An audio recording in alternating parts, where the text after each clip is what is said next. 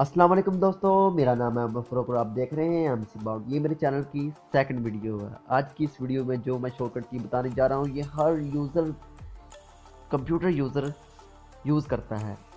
तो चलिए शुरू करते हैं अपनी वीडियो शुरू करने से पहले मेरी आपसे गुजारिश है कि मेरी वीडियो पूरी देखें, सब्सक्राइब ना भी करें, ओनली लाइक करें।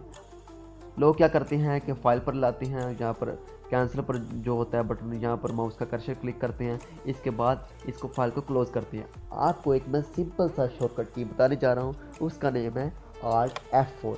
आप प्रेस करेंगे, ये देखिए एक एक बार मैं प्रेस कर रहा हूँ, इसके बाद मैं दबाई रखना।